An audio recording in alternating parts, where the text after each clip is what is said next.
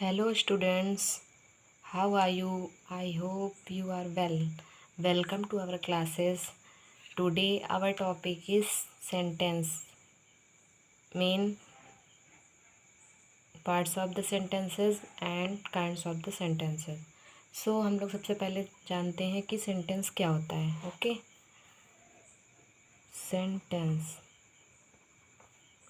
Sentence का mean होता है वाक्य. तो जो हमारा सेंटेंस होता है वो क्या है, इसको पहले इसके डिफाइन को जानते हैं. A sentence is a set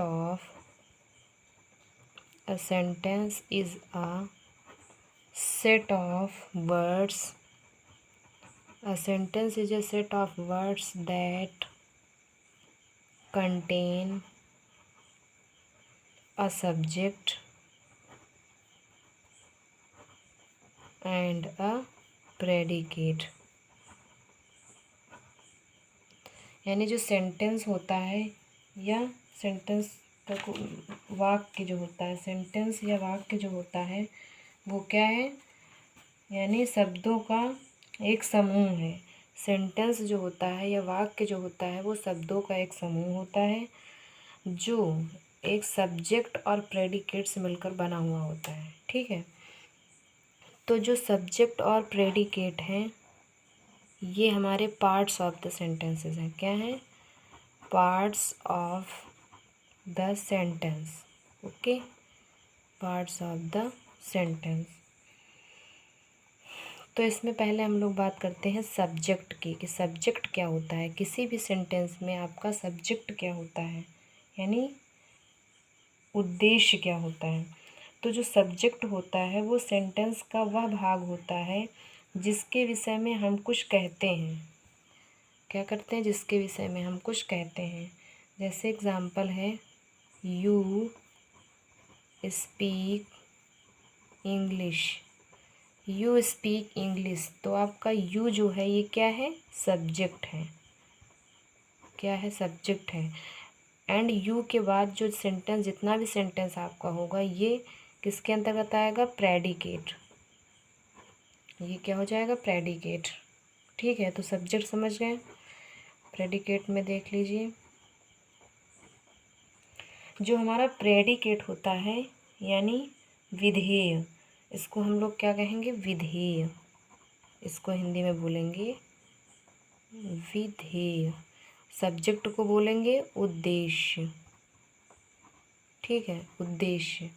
तो जो विधेय है वो, यानी विधेय जो होता है वो उद्देश्य के विषय में जो कुछ भी कहा जाता है, यानी सब्जेक्ट के विषय में जो कुछ भी कहा जाता है उससे हम क्या कहते हैं? विधेय कहते हैं. तो इसमें एग्जाम्पल में यू स्पीक इंग्लिश क्या है? प्रेडिकेट है, यानी विधेय है. और यू आपका उद्देश्य है. ठीक है, ये हमारे पार्ट्स ऑफ द सेंटेंसेस हो गए. और जो इम्परेटिव सेंटेंसेस में आपका सब्जेक्ट होता है वो यू जो होता है, उस यू के रूप में जो सब्जेक्ट वो क्या होता है? छिपा हुआ होता है. ये मैंने आपको इम्परेटिव सेंटेंसेस में पढ़ाया था पिछली कक्षा में. ओके, अब ये आपने पढ़ लिया पार्ट्स ऑफ द सेंटेंसेस. ठीक है, अब पढ़ते हैं kinds of a sentence. Sentence के प्रकार कौन कौन से हैं, ये हमने सेंटेंसेस के भाग पढ़ लिए हैं. तो हम लोग पढ़ेंगे काइंड्स ऑफ सेंटेंस.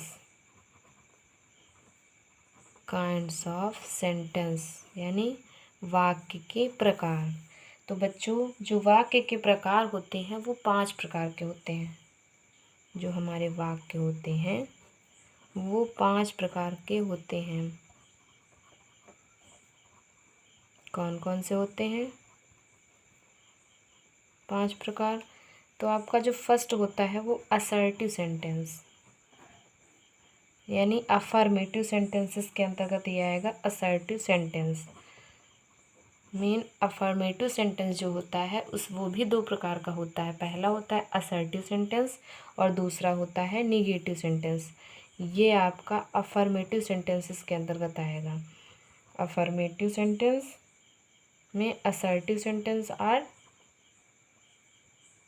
असर्टिव में निगेटिव सेंटेंस, ठीक है, अफर्मेटिव और निगेटिव सेंटेंस। दूसरा आपका होता है interrogative sentence, interrogative sentence. Third number आपका होता है imperative sentence, imperative sentence. Fourth number आपका होता है exclamatory sentence, exclamatory sentence. And last 5 number जो होता है ऑप्टेटिव सेंटेंस। क्या होता है? Optative sentence. ओके, ये हो गए हमारे सेंटेंसेस के टाइप्स या काइंड्स। अब हम लोग पढ़ेंगे असर्टिव सेंटेंस के बारे में। असर्टिव सेंटेंस, तो जो असर्टिव सेंटेंस होता है उससे इंफॉर्मेशन का ज्ञान होता है। किसका ज्ञान होता है? इंफॉर्मेशन या सूचना का ज्ञान होता है। Suppose he did his best, he did his best, ठीक है, ये असर्टिव सेंटेंस है। एक और एग्जांपल इसका देख लीजिए, ही रीड्स अ बुक, ये आपका असर्टिव सेंटेंस है। इसमें से और रूल्स को समझते हैं। तो असर्टिव सेंटेंसेस में मैंने बताया है आपको कि जो असर्टिव सेंटेंसेस होता है उसमें अफर्मेटिव और निगेटिव जो होते हैं, 2 सेंटेंसेस होते हैं असर्टिव सेंटेंसेस के, ठीक है, ऊपर मैं बता चुकी हूँ। पहला होता है अफर्मेटिव, असर्टिव का ही पार्ट्स है अफर्मेटिव या पॉजिटिव भी कहते हैं इसको, अफर्मेटिव या पॉजिटिव सेंटेंस, ठीक है। एंड सेकेंड नंबर जो होता है वो उसको बोलते हैं निगेटिव सेंटेंस। क्या कहते हैं? निगेटिव सेंटेंस, यानी नकारात्मक वाक्य। जैसे एग्जाम्पल है नकारात्मक का, you did not go there, you did not go there, you did not go there, ये हो गया negative sentence. Okay, you did not go there, इसमें फुल स्टॉप का यूज़ जो है सेंटेंस के एंड में करेंगे, ठीक है। ये हमारा हो गया असर्टिव सेंटेंस। अब पढ़ेंगे इंटेरोगेटिव सेंटेंस कि इंटेरोगेटिव सेंटेंस कैसे बनता है। इंटेरोगेटिव सेंटेंस, इंटेरोगेटिव का मतलब क्या होता है? प्रश्नवाचक वाक्य। इंटेरोगेटिव सेंटेंस, प्रश्नवाचक वाक्य। जो इंटेरोगेटिव सेंटेंस होता है उससे प्रश्न प्रकट होता है, यानी क्वेश्चंस प्रकट होता है। और जो इंटेरोगेटिव सेंटेंसेस होते हैं वो 2 टाइप्स होते हैं। कितने टाइप्स? 2 टाइप्स। इंटेरोगेटिव सेंटेंस जो होते हैं हमारे 2 टाइप्स होते हैं। पहला जो होता है वो यानी वे वाक्य जो क्रिया से आरंभ होते हैं, अर्थात जिनके आरंभ में प्रश्न सूचक शब्द नहीं होता है। क्या नहीं होता है? प्रश्न सूचक शब्द नहीं होता है, वो हमारे हो गए वाक्य। और जो दूसरे वाक्य होते हैं यानी वे वाक्य जो प्रश्न सूचक शब्दों से आरंभ होते हैं, ठीक है। तो पहला क्या होता है हमने बताया, जो क्रिया से यानी वर्ब से स्टार्ट होते हैं, जो क्रिया से आरंभ होते हैं, वो हो गए। और जो सेकंड नंबर होता है यानी वे वाक्य जो प्रश्न सूचक शब्द, इंट्रोगेटिव वर्ड्स, प्रश्न सूचक शब्दों से आरंभ होते हैं, वो हो गए हमारे दूसरे प्रकार के।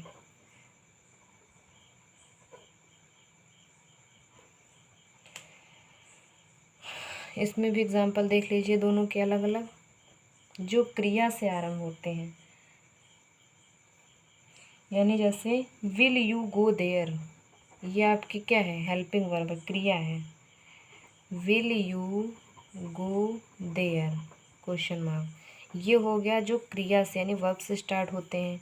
और जो सेकंड नंबर बताया मैंने, जो प्रश्न सूचक शब्दों से आरंभ होते हैं, यानी प्रश्न सूचक शब्द मीन्स व्हाट, वेयर, हाउ, इससे स्टार्ट होते हैं। इसका example where are you, where are you, ये हो गया आपका एक इंट्रोगेटिव सेंटेंस। तो 2 टाइप सेंटेंसेस हो गए। ओके।